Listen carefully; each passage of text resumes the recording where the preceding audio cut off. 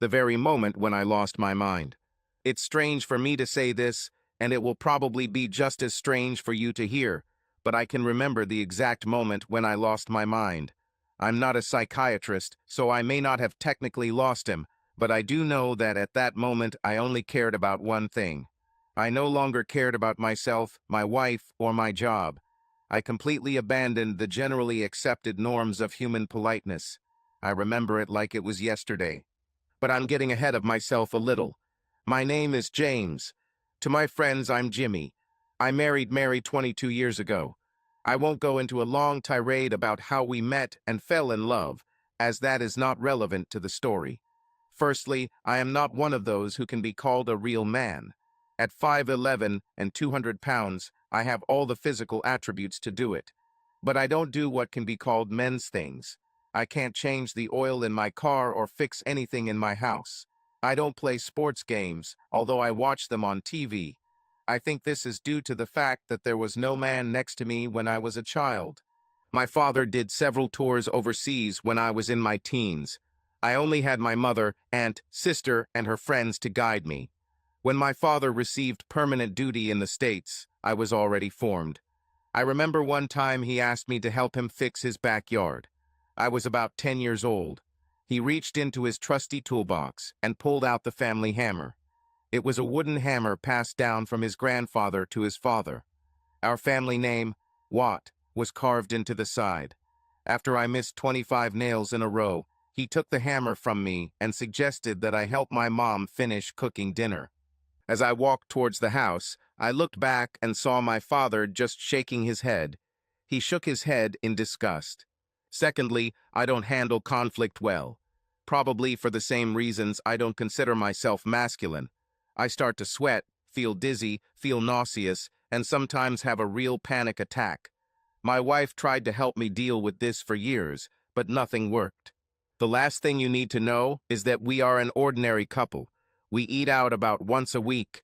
We have a 19-year-old daughter named Cindy who is finishing her first year of college when my story begins. Even our sex life is quite ordinary once or twice a week. We are essentially the couple that blends into the background. We're not ugly, but we're not models either. We simply are. It was a typical windy day in mid-March. I arrived home, parked the car in the garage, and entered the house through the kitchen. My wife Mary usually cooked dinner in the kitchen, but today she was just sitting at the kitchen table with a nearly empty glass of wine. I joked that it was too early to get drunk on wine. That's when she asked me to sit down and said we needed to talk. Darling, I want you to know that I love you very much. Probably even more today than the day I married you. My love for you grows stronger every day, she began. I want you to fully understand this before I tell you what I'm about to tell you. I think it's better to say everything at once. You know, like ripping off a Band-Aid. I'll just say it, and you can ask me questions or say something right after it. Fine. I muttered, okay, but I could already feel my palms starting to sweat. I knew it would be bad news. She started much the same way as 13 years ago, when she told me that my father had died. She took a long sip of wine and topped up her glass before continuing. It can't be said easily, so I'll just say it. I have been dating another man for the past 2 months. We met at the grocery store, if you can believe it. It all started innocently. Donnie complimented me every time he saw me. He told me how beautiful I was and how he hoped that one day he would meet a woman like me. I won't insult you with the details, but we ended up in bed a few weeks later. At first it was just sex, but I started to develop feelings for Donnie. He told me he loved me. I'm not sure I love him, but I care about him and his well-being. I felt dizzy and weak. How could she cheat on me? I found it strange that she mentioned his well-being. Who says that?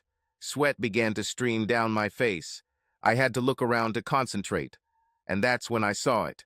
Or more accurately, them. 2 suitcases neatly packed and lined up in a row in my living room. Are you leaving me? Her eyes followed my gaze, and she saw what I was looking at. God forbid, I'm not leaving you. I want you to remember what I just said. That I love you more than the day we met, even the day we got married. I love you too much to ever leave you. I can't even bear the thought of it. I was completely confused, on top of being on the verge of a panic attack. I knew the signs and I exhibited all of them. "Are you kicking me out?" I managed to squeeze out. It was quite difficult considering how dry my throat was. "No, that's not the point. This is your home, dear. This is our house. We will always share a bed. You will always be at the head of the table. You don't need—" She was interrupted by a sound that brought me to an extreme panic attack. Up the stairs, the toilet flushed. I turned my head towards her. At least she had the conscience not to look me in the eye. The man who stole my wife was in my house.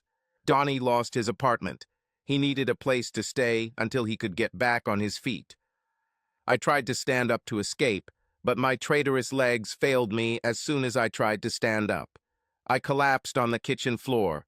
I couldn't breathe. I fought for the tie so hard that I started to scratch the skin on my neck. "Oh shit, Donnie, fast, help me." Before I passed out, I felt him put his hands under my armpits and say, "I'll help you, buddy." When I opened my eyes, I was lying on the sofa in the living room. I had a wet towel on my forehead. My shirt and tie were off, and I was lying there in a tank top. I called Mary. She went to the laundry room to throw your shirt and towels in the wash. My name is Donnie, by the way. I must have given him some kind of glare because he turned away from me and stared out the window overlooking the front yard. "Look, buddy, I understand that you hate me. I would hate myself too. But I love her. If the only way to have it is to share it, then so be it." Mary returned to the room and sat down on the sofa where I was lying. Donnie excused himself and went to the guest room where he stayed. "James, I don't know what's going on between me and Donnie. He loves me. I love you. I'm not sure how I feel about him. Maybe I'm polyamorous. You know, one of those people who can love many people at the same time. Maybe it's just a phase. I don't know. All I know is that I can't live without you. I need to get through this.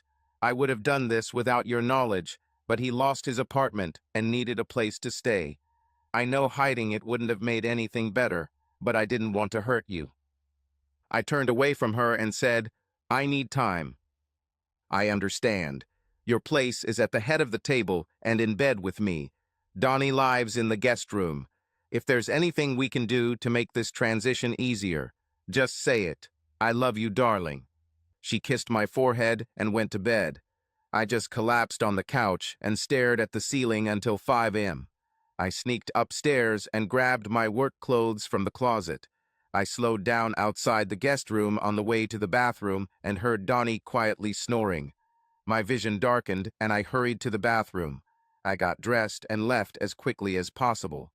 For the next week, my routine was the same. I got up before dawn and went to work. I stayed at work until late at night, ordered takeout, and came home after midnight when he knew Mary and Donnie were already asleep. I left instructions to the secretary not to connect my calls to my wife. She called me on my cell phone constantly and wrote endless messages. "Honey, are you okay? We need to talk about this. Why are you still at work?" I sent her excuses about how work had become very busy and I needed to stay late. We all knew that I was avoiding the situation at home. This worked for a week until my boss came to see me. "What? We have a problem." Security called me and complained. "They say you come at 5:30 every morning all week and stay until midnight. We don't have enough staff to monitor parking and other things outside of normal business hours. If you get robbed or worse, killed, it will be our responsibility. I don't know what your problem is, but you can't hide here." I said I understood and that I would return to my normal schedule. I refused his offer to talk about it. How can I tell my boss that my wife brought her lover to my house? I would become a laughing stock. I needed a new strategy. I decided to go home and see what would happen. I walked into the house and Donnie was sitting on the couch watching TV and Mary was in the kitchen. "I didn't expect to see you at home. Have you solved the problem at work?" she asked with hope in her eyes. "I'm not sure," I replied. "The boss said I shouldn't stay late and try to figure it out during a normal 9 to 5. She invited me to make myself comfortable and said that dinner would be ready in a few minutes. She will set the table and call us. I sat down on the sofa, and that bastard was sitting in my chair. I decided to try to be funny. "Hey, Donnie, what are you looking at?" "Sports Center. They're doing a story about the Yankees. God, how I hate them." "I grew up in New York. I'm a Yankees fan," I told him. "Nothing personal. I hate you because you always win. I'd trade 6 of my guys for 1 Jeter." "Dinner is ready, you too," Mary called. By the time I got to the kitchen table, Donnie was already sitting next to my wife. My seat was opposite my wife and her lover. I couldn't stand it. I said I needed to do something and went into the basement, locking the door behind me. After standing there for about 20 minutes, I decided to make myself as comfortable as possible. I pulled out the beach chair and set it down. My phone beeped when I received a message from my wife. "Are you okay?" "Yes, I'm working on something. This may take time. You must eat without me. You should probably go to bed without me too." "Okay, work on what you need to do. Do not rush. I miss you in bed. Will you come when you're done?" I texted her back saying I'd take a look and turned off the phone. I sat down on a lounge chair and just looked around. The wall in front of which the lounge chair stood tormented me. Boxes of Christmas decorations, boxes of photo albums, and the like. Anything to remind me of the happy times I spent with my wife. Just me and her. I turned 180 degrees to get rid of it all and stared straight at what was worse. It was a brown box, about 2 feet in size, with "Daddy's Stuff" written on the side in black marker. This box was the only thing my father left me in his will, besides his warehouse. In his later years, he bought a warehouse in the industrial part of the city to have more space to work on his machines and projects. It was in an area that is now very run down. I haven't been there for almost 10 years. I took the box and opened it. On top were 3 of his work shirts, then a half-dozen car magazines with dog-eared pages and highlighted articles. Maybe it would have been written in German. I would not have understood anything. Next came a folded American flag and its tokens. At the bottom of the box was his latest mockery, toolbox. I opened it and took out the family hammer. I lay down on the lounge chair and ran my fingers over the carved letters that spelled out "What." I dozed off. I don't know how long I slept, but when I wiped the sleep from my eyes, I knew that I didn't wake up on my own. At first, the sound was very quiet. I heard it, but didn't know where it was coming from. I stood up and took the cover off the vent, and was then able to discern what the sound was. I heard Mary. They had sex. I sat back down on the sun lounger. I clutched the hammer to my chest and cried again. It's been 4 weeks since Donnie moved in. True to her word, my wife left me alone to figure it out. At least most of the time. There were still little conversations she wanted to have, reminding me how much she loved me, how much she wanted me back in our bedroom, and how much she wanted to make love. Ever since we talked in the kitchen, I haven't kissed her. My life became about working, and then coming home, hiding in the basement until they both fell asleep, and then I would go out and sleep on the couch. I set up a lounge chair in the basement, a small refrigerator, and a radio so I could listen to Yankees games. I also listened to them having sex twice a week for the last 3 weeks. No, I'm not one of those who enjoy it. For me, it was more like a punishment. The punishment for what, I'm not entirely sure. Maybe I felt the need to punish myself for not giving her what she needed.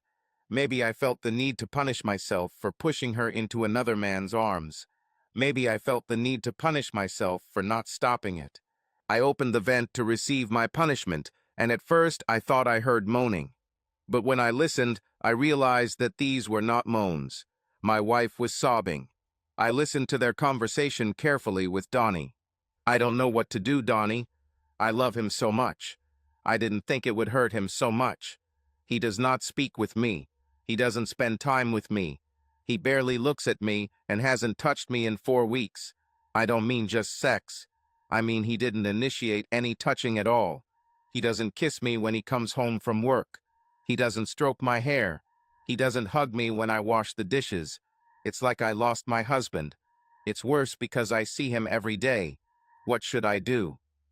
Calm down, Mary. This guy will come to his senses. It was a huge shock to his system. But like I told you, he's relied on you for so long that that's all he knows. He comes home and hides in the basement because you aren't there to guide him towards something else. So why don't you take off those underwear and I'll make you forget about all this? All you think about is sex. I'm losing my husband, the man I love, and all you want to do is have sex. You may love him, Mary, but I love you. And right now, I would like to see you without these underwear. If you want it so bad, why don't you go and do it to yourself? My wife screamed. Some rustling noises were heard, and the door slammed loudly. Before closing the vent, I heard one last statement. That fucking Jimmy, Donnie said with hatred in his voice. For the first time in 4 weeks, a smile appeared on my face. 6 weeks after Donnie moved in, problems began in our home. My wife was irritated most of the time. The rest of the time she cried in her room. Donnie was annoyed and probably sexually unsatisfied since they had only slept once in the last 2 weeks. I lived as if I didn't exist. I was still hiding in the basement. But tonight I wanted to ask my wife something. Mary, can I talk to you? I asked her. She was shocked. Not only because I wasn't hiding, but also because I started a conversation. Jimmy, you can ask me anything. Well, Cindy has to come home from college next week after her exams. I wanted to know what you were going to tell her about Donnie. Oh, I didn't think about that. I think I'll tell her half the truth. Donnie is a friend who we help in a difficult time, and he lives in the guest room. I'll probably keep the rest a secret. Fine. I was just curious, I said, heading back to the basement. Before reaching him, the wife managed to make one last remark. I'm more worried about what to tell her about you hiding in the basement and sleeping on the couch. I knew what she was trying to do. She knew that I loved my daughter and did not want to shift our problems onto her. My wife thought that this way she could bring me back to our bedroom. She might have been right if fate hadn't intervened. Or in this case, Donnie. I was having lunch in the office when the secretary knocked and entered. Mr. Bourgeois, there is a man here who calls himself Donnie and says that he urgently needs to see you. He says it's important and has to do with family. He looks a little angry. Should I let him in or call security? Let him come in, but if you hear any noise, call security immediately. Donnie walked in looking angry for all the world. I invited him to sit down, but he refused. Listen, Jimmy, we need to talk. Man to man. Be at this address exactly at 7 p.m. I'll be waiting there, so don't be late, he said, handing me a business card. I quickly ran my eyes over it and realized that this was an address several cities away from us, in not the best area. Okay, the area was complete crap. Donnie, you're here. I'm here. Just say what you want to say, I said, starting to sweat. I thought that while the conversation might be difficult, it was better to have it here at work with security nearby than in some shady place. Just be there, he said, and turned and walked out. As soon as he left, I looked up the address on Google. It turned out he wanted to meet at a bar. Reviews of the place ranged from stay away to only if you don't fear for your life. Something told me that today was not my day. I arrived at the bar exactly at 7 p.m. I was right. It was a shitty place. The waitress looked 8 months pregnant, had a fresh black eye and a cigarette in her mouth. There were bikers there, and a few guys who looked like they'd just gotten off cooking meth. Donnie seemed in a much better mood as he waved me over to his table. Get me some tequila and beer and some whiskey on the rocks for my friend, Donnie told the waitress. While she brought us drinks, I looked around the bar for a quick exit in case the shooting started. Listen, Jimmy, Donnie began as soon as the waitress left. We must settle this matter between you and your wife. She loves you very much. I know that my presence has disrupted your way of life.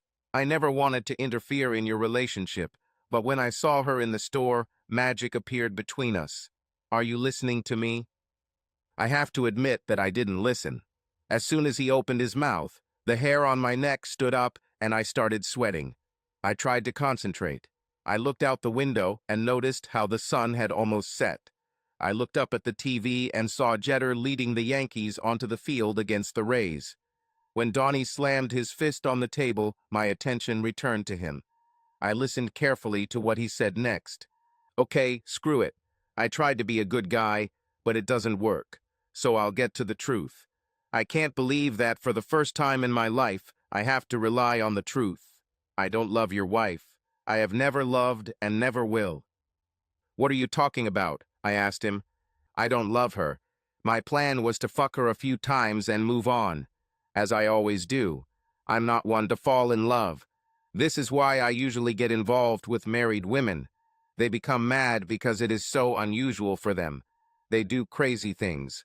My original plan was to turn your cute wife into my affordable, sexy girlfriend and then move on to the next conquest.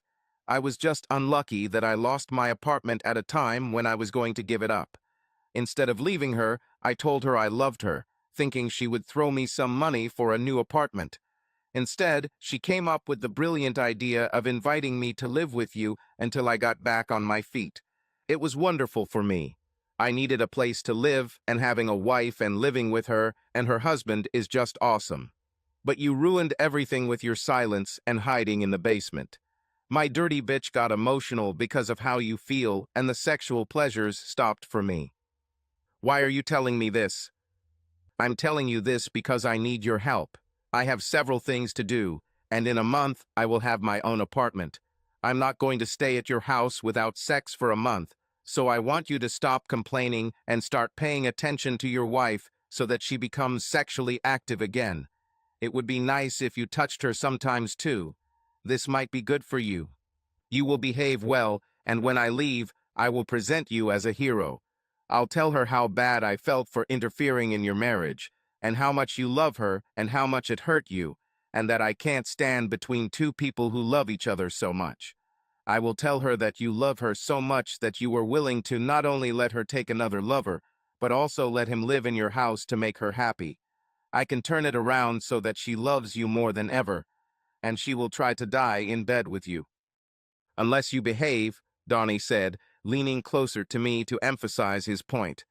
Well, let's just say your little girl is coming back next week, and she's damn pretty. What did you just say? I asked. I couldn't believe my ears. I was so shocked by everything Donnie had just said that I didn't take his hint. You continue to act like a pathetic whiner. I will make sure that I become friends with your daughter. She thinks I'm a family friend. You've seen how convincing I can be. 2 days maximum, and I will own her body. I've already taken your wife. Don't make me take your daughter, too. Now I'm going home to have sex with your wife, he said, grabbing my car keys from the table. Sit here and think about what I said. You can take a taxi, he added, taking his jacket and leaving. This was the moment when I lost my mind. He threatened my little girl.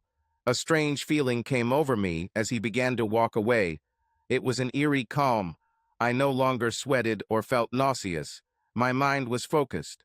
But he was focused on only one thing. My only thought was to protect my little girl from this guy. I no longer cared about my job, my wife, or whether I should stay in my marriage. Hell, I didn't even care if I lived or died as long as that bastard never touched my little girl.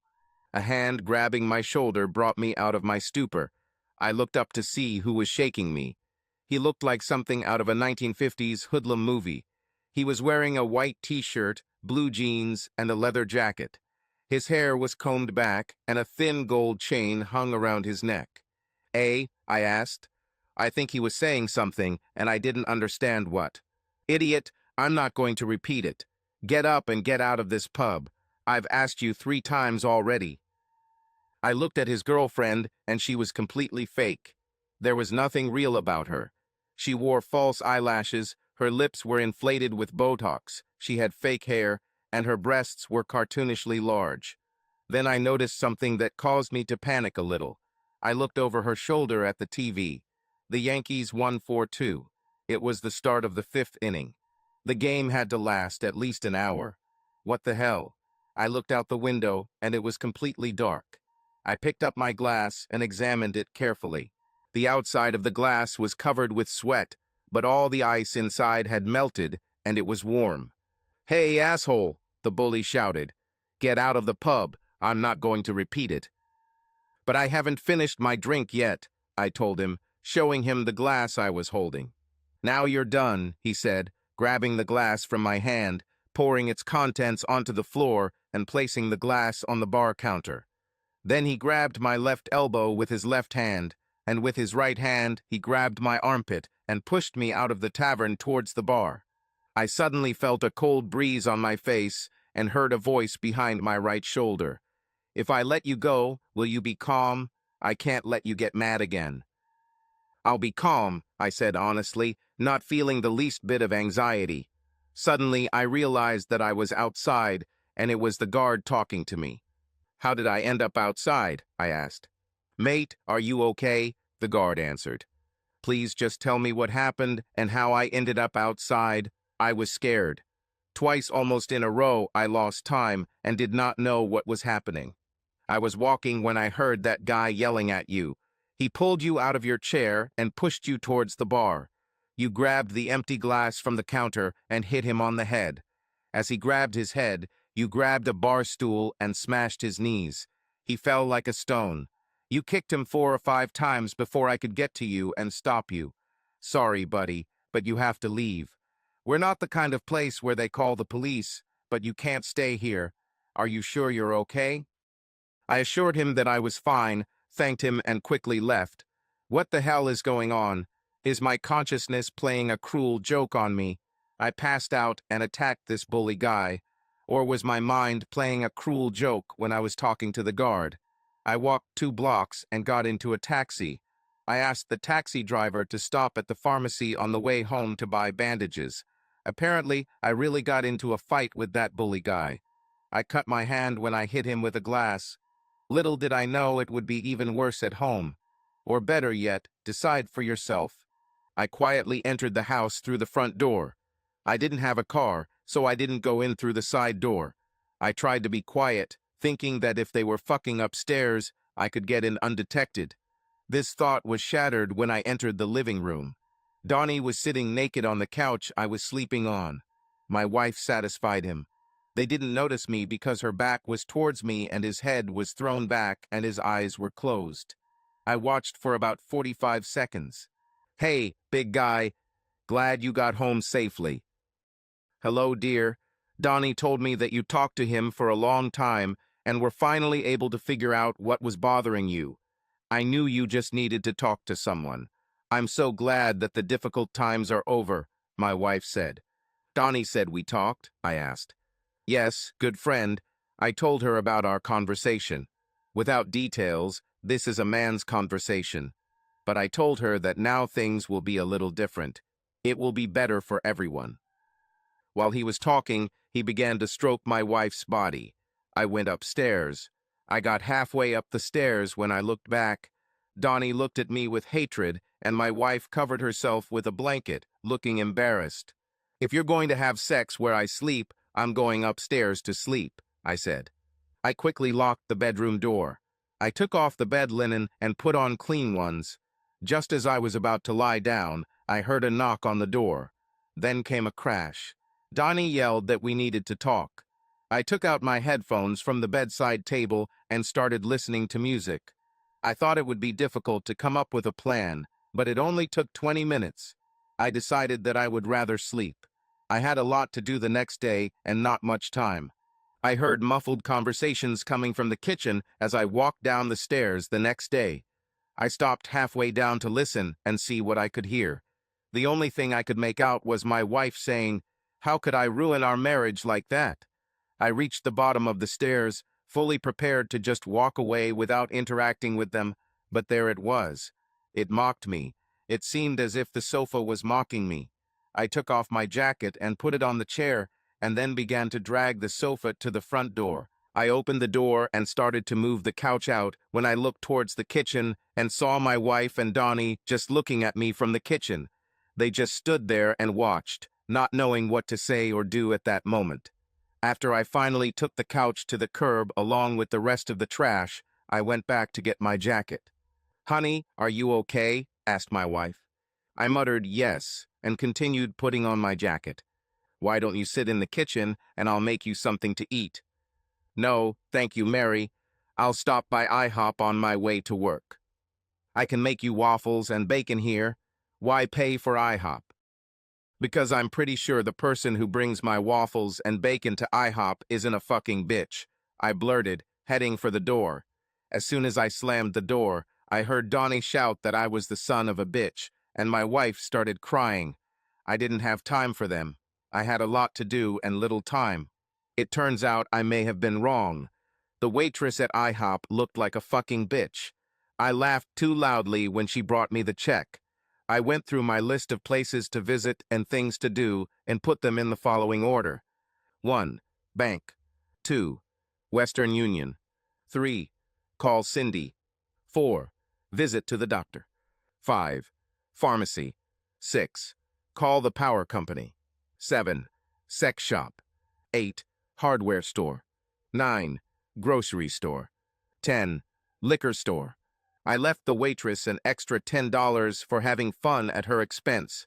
It was time to move. The stop at the bank took much less time than I expected.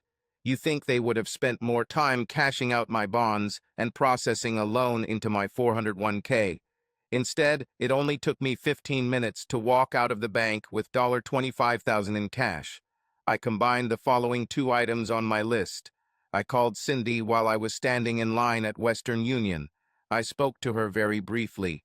I told her that my mom and I have problems, but we are working on solving them.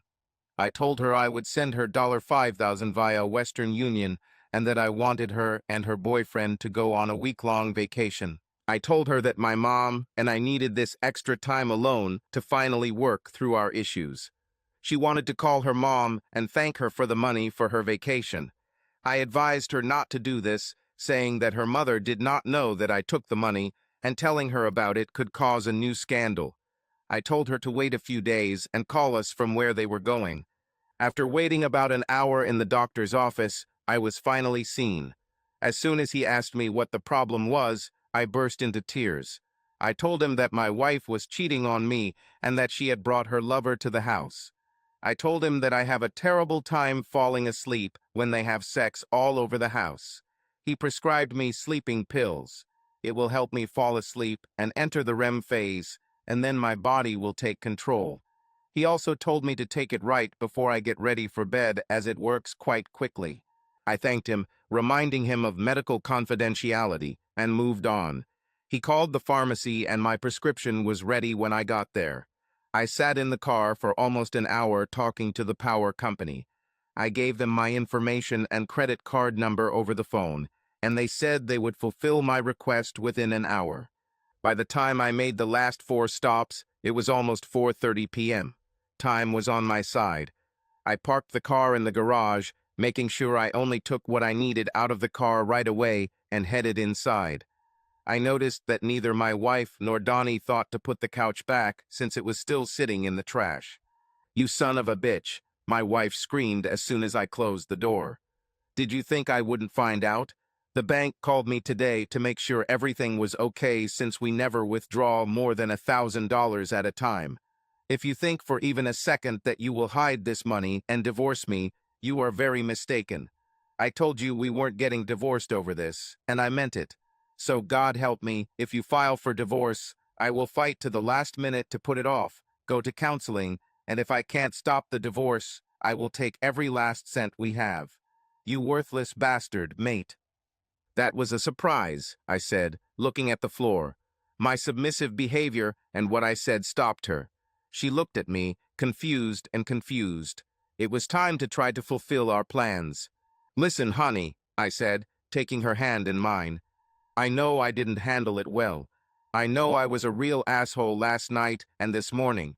After talking to Donnie last night, I started to feel better about the situation. I think I drank too much, because when I came home and saw how much pleasure Donnie brought you, I immediately thought that he was better than me and that you would go to him. That's why I lost it. I lost my temper this morning because I was ashamed of my behavior last night. I took the money to try to make things right between the 3 of us. I have a few surprises in store, like buying a new sofa, I said with a grin. I was going to cook us a nice dinner and tell us all about it then. Now, honey, why don't you and Donnie sit in the living room, and I'll get you a glass of Pinot Noir to enjoy while I cook the steaks and baked potatoes. It's still your favorite, isn't it? Yes, she said with a smile on her face. I went to the kitchen and made them wine. I opened one sleeping pill capsule and poured its contents into her glass. Donnie was a little larger, so I poured 2 capsules into his glass. I brought them their wine as they settled comfortably on the couch. I wonder if they knew what was about to happen. I went back to the kitchen and put in the steaks and potatoes. About 5 minutes later, I heard Mary scream, "Jimmy, come here quickly. I think there's something wrong with Donnie." I walked into the living room and saw her leaning over Donnie. His mouth was open and drool was flowing from it. He muttered something and his eyes were half closed. I looked at the coffee table and saw that one glass of wine was empty and the other was completely full. "Honey, you didn't drink your wine." "There's something wrong with Donnie and you're talking about wine? What is wrong with you? Wait, did you add something to the wine? What is wrong with you? I cannot believe." Her eyes rolled back as my right hand hit her just above her left eye, knocking her out. It's weird because I remember at that moment wondering if prison was like what they see on TV, and if the food there was really that bad. I went back to the car to get the last of the bags from the back seat. First, there was a bag from a sex shop, which contained 2 gags and blindfolds. Then there was the bag from the hardware store. I put blindfolds and gags on both of them. I then tied their arms and legs with zip ties and then wrapped duct tape around their arms. I dragged Donnie to the garage and somehow managed to stuff him into the trunk. I picked up my wife and put her in the back seat. When everything was done, I thought again about prison and how I might end up there if my plan didn't work. I returned to the house and finished cooking dinner. If I go to jail, this will probably be the last good meal I'll have for a long time. As my wife began to regain consciousness, I threw an ice-cold glass of water in her face to speed up her awakening. It took her a few seconds to realize the situation she was in. She sat upright on a hard wooden chair. Her wrists were tied with zip ties to the arms of the chair, and her ankles were tied to the legs above the support bar to prevent her from lifting the chair to free herself.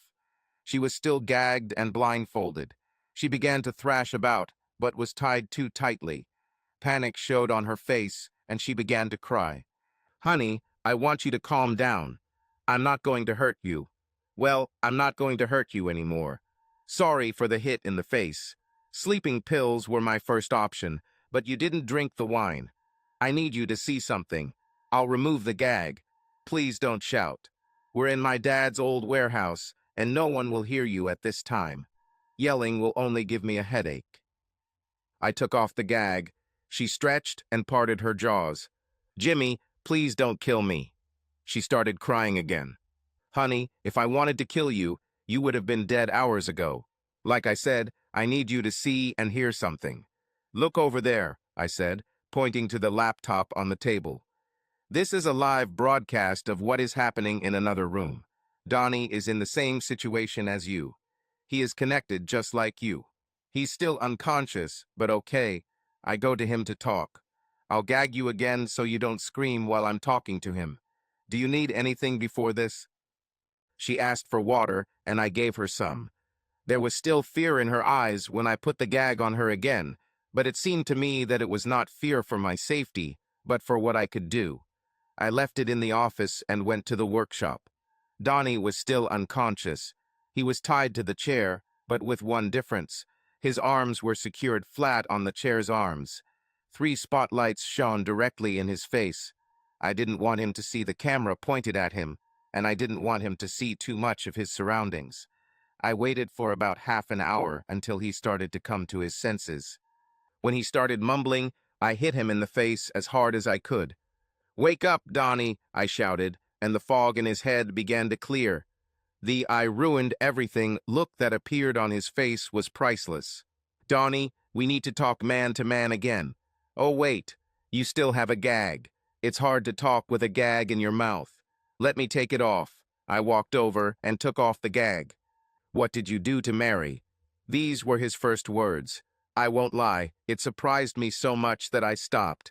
He knew he was in a bad position, and his first thought was of her. I almost respected him for that. It only lasted a split second when the thought occurred to me that he was asking about her to find out what was in store for him. Donnie, let's just say Mary's gone. And no. What do you mean? Donnie, you're a smart guy. I guess I don't need to explain this, right? But Mary is the past. Let's talk about the present. About you and me and how this will develop. Jimmy, please don't hurt me, man. You don't have to do this. I thought we had an agreement. You know I never loved her. I told you I just had her. I told you I'll be leaving soon. I know I went a little overboard when I moved in with you and threw it all in your face, but she was your wife, Jimmy. She was the one who broke the vows. She was the one who took your trust and threw it away for some lame sex. Now, I admit that I knew she was married, but I never wanted to come between you two. She was the one who said that we should tell you and that you would welcome me into your home. Damn it, Jimmy, it's her fault you're so angry. I'm just a horny guy who took advantage of the opportunity. You can't kill me for this, can you? I turned and looked at the camera, then back at Donnie. Donnie, I know all this. I told you that Mary is the past. I've already dealt with her betrayal. You are sitting in this chair because you threatened my daughter. Come on, man. It was a joke. Okay, not really a joke, just a threat. I knew you wouldn't be involved in this wife-splitting business. Your wife was saying how much you love your daughter and how much she loves that you always take care of her and that you would never do anything to hurt her. I thought a little threat would force you to play by the rules during the short time I stayed with you. I never intended to touch her. I promise. I stood up and pretended to think about his words. I walked around the spotlights so that he couldn't see me. I looked at the camera one last time, then turned it off. My wife shouldn't see what happens next. Donnie, the problem is that I don't believe you. I think your slippery little ass would really try to steal my daughter from me. Would you? How did you put it? I need to make sure you never even think about touching her. He began to protest when I put the gag on him again.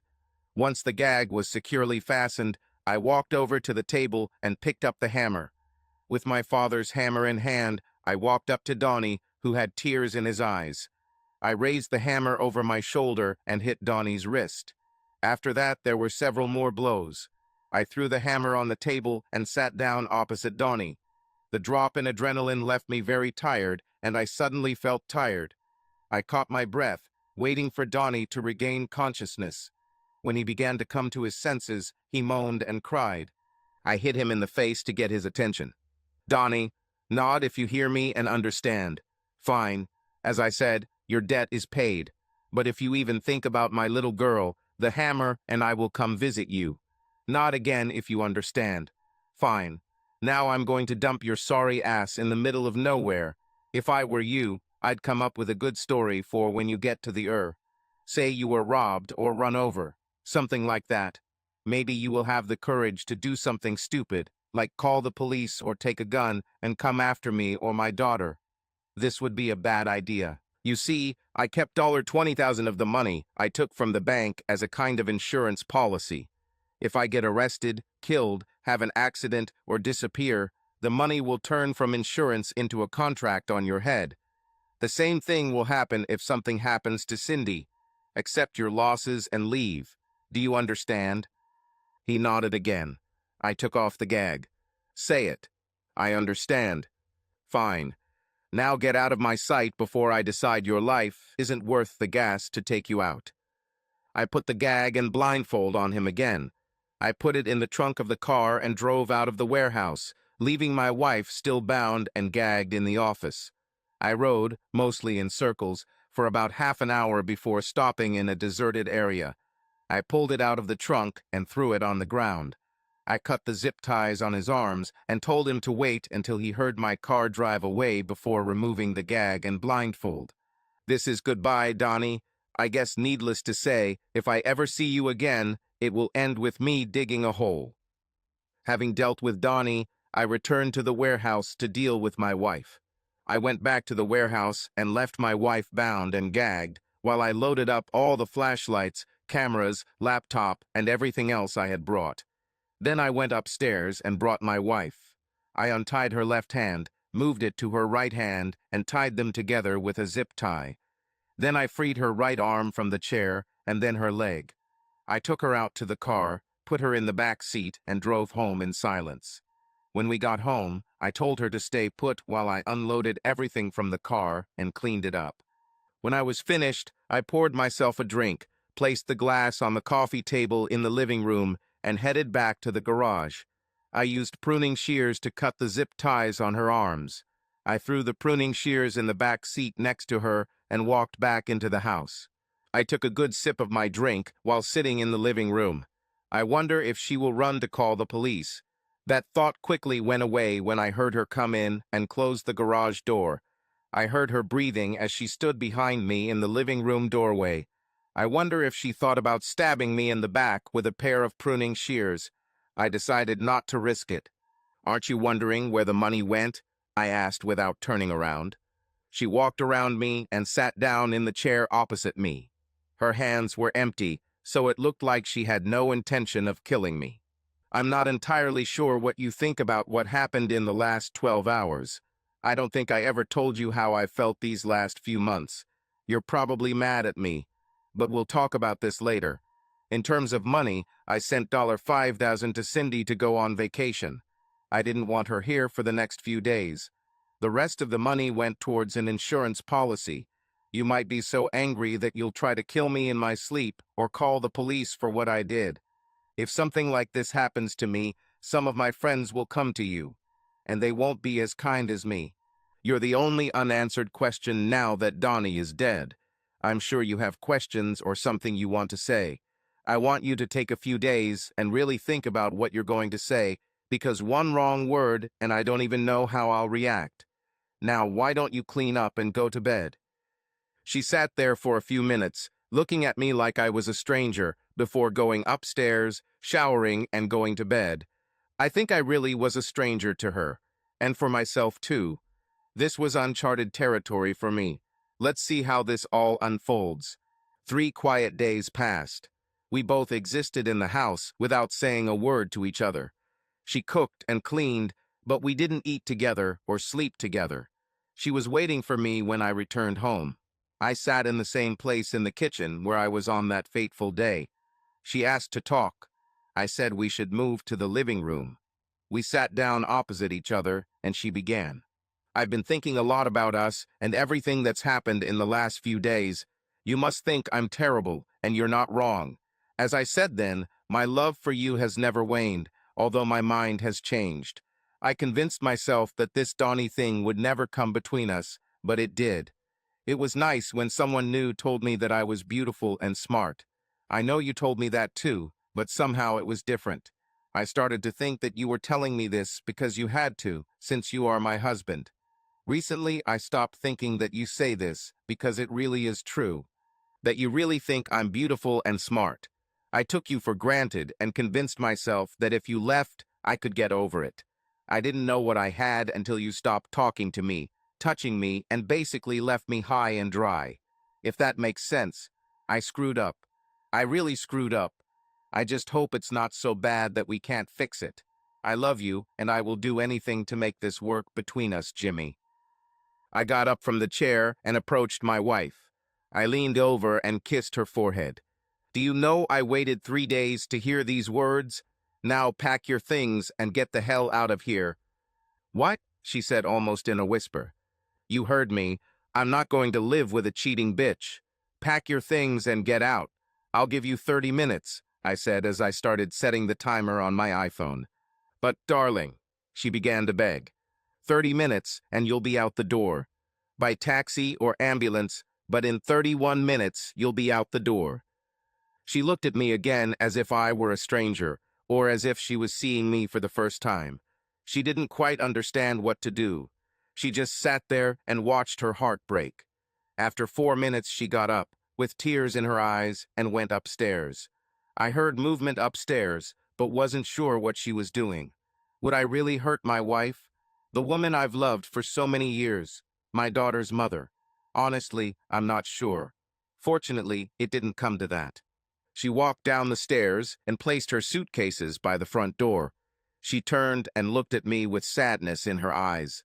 She took 3 steps towards me, but stopped when the alarm signaling the end of 30 minutes began to ring. I turned off the signal. She came over to me and knelt in front of me. I love you, Jimmy. I have from the moment I first saw you, and I will love you until my last breath. She leaned towards me and kissed me on the lips. She stood up and tried to leave before the tears began to fall. She failed. She grabbed her bags and walked out the door, out of my life. As soon as the door closed, I burst into uncontrollable sobs. I hated myself for it, but I couldn't control it. The truth is that even after everything she did, I still loved my wife, and it hurt me too to kick her out. To say my daughter was furious would be an understatement. She accused me of sending her money to get her out of the way and kick her mother out. She was absolutely right, and I had no defense against her accusations. I wasn't going to tell her what a bitch her mother was. She was going to live with her boyfriend. While my daughter was packing, I took her boyfriend aside. I explained to him that I had a problem with one person who could use my daughter against me. I told him not to tell Cindy because I didn't want to scare her unnecessarily. I told him to keep his eyes open. I gave him Donnie's name and description and told him to call me if he saw anyone matching my description. He asked me if it had anything to do with Mary and I breaking up. I simply told him that I hold him responsible for my daughter's safety. When he shook my hand, my daughter screamed at him to stay away from me. It turns out I didn't have to worry about Donnie for long. I picked up the newspaper 2 months later and found out that he had been killed. I did some research and found out that Donnie couldn't help himself. He was in a restaurant and told some woman that he loved her and that if the only way to be with her was to share her, then so be it. Apparently her husband knew better that his wife was cheating because he was at the restaurant. He walked up to their table, grabbed a steak knife and shouted, "I'm not sharing her," and plunged the knife into Donnie's chest. Donnie died instantly. I would have preferred him to suffer more, but you don't always get what you want. As for me, I divorced my wife. We let the lawyers sort it out. We were never in the same room at the same time, so I didn't have to see her. She tried to talk to me several times. I just couldn't do it. I didn't know if I would feel love or hate, and I was afraid of feeling either. The house was sold, and I moved to another state. Now I live in a one-room apartment. Everything is fine at work. My company allowed me to transfer to another office, but I became the lowest in the hierarchy. My personal life is terrible. I had been out of the game for so long that I became clumsy and insecure. Most of my dates end after the first time. So I have a lousy job, a crummy one-room apartment, and almost no personal life. These are the sacrifices I made for my daughter. I saw my wife one more time. 3.5 years after this whole situation with Donnie, I heard through friends that my daughter was getting married. I knew I wouldn't get an invitation. I found out where my wife lives. She recently moved in with her new boyfriend. I went to her. They were leaving the house and walking towards his car when I approached. "Hello, Mary." "Oh my God, Jimmy, is it you? I cannot believe it." Scott, this is Jimmy, my ex-husband." "Jimmy, this is Scott, my boyfriend." Scott and I shook hands as he gave me a look that said, "Don't start any trouble." I didn't know what she told him and what she didn't, but it seemed like I was bad to everyone. I was fine with that. "Mary, can I talk to you for a second?" I asked. Scott looked at her as if asking if she would be okay. "Certainly." "Scott, wait for me by the car," she asked, calming him down. Scott walked to his car. "Jimmy, it's been almost 4 years. How are you?"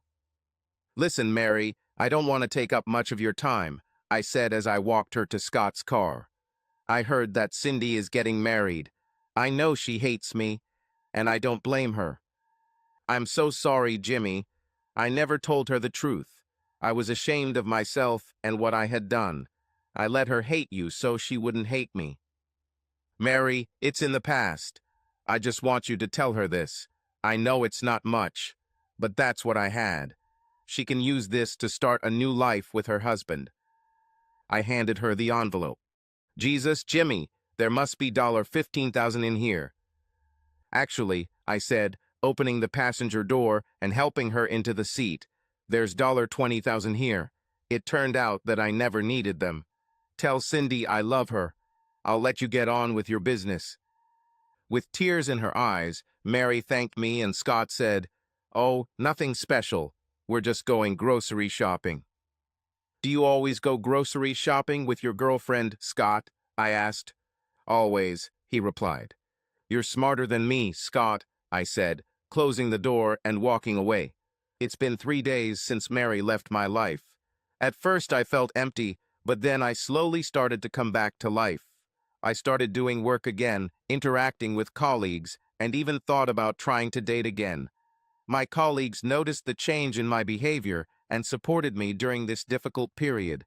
I started going to the gym, which helped me cope with stress and gave me a sense of control over my life. I was promoted at work and finally got the position I had been striving for many years. This gave me confidence in my abilities and allowed me to focus on my career. I began to make plans for the future, gradually returning to normal life. My daughter Cindy also found her place in life. Her relationship with her boyfriend was growing stronger, and I was happy to see how happy she was. She and I began to gradually restore our relationship. I tried to be there, support her, and be a better father than I was before. Although she had a hard time forgiving me for kicking her mother out, over time she realized that I did it for her safety and our future. One evening, I received an unexpected call from Mary. She called to say that Cindy was having a baby and would become a grandmother. I was stunned but very happy about this news. This was a new stage in our lives, and I knew that my goal now was to be a better grandfather than I was as a father. Mary and I decided to meet and discuss our future and the future of our family. We both understood that we had many mistakes in the past, but we wanted to try to correct them for the sake of our daughter and future grandson. Fate often teaches us unexpected lessons. I learned to forgive and be more tolerant. I realized that even after the most difficult trials, you can find the strength to move on and build a new, better life. Although I have lost a lot, I have gained important lessons and experiences that have made me stronger and wiser. Now I live for the future, for the sake of my daughter and for the sake of my grandson. I know that we still have many challenges ahead, but I am ready for them. After all, life goes on, and every new day is a chance for a better future. And subscribe to our channel so that your love doesn't cheat on you, and go ahead and listen to the next story, because this story is nothing compared to the next one. If you're under 18, don't even think click to the next one. Click to the next one. Click to the next one.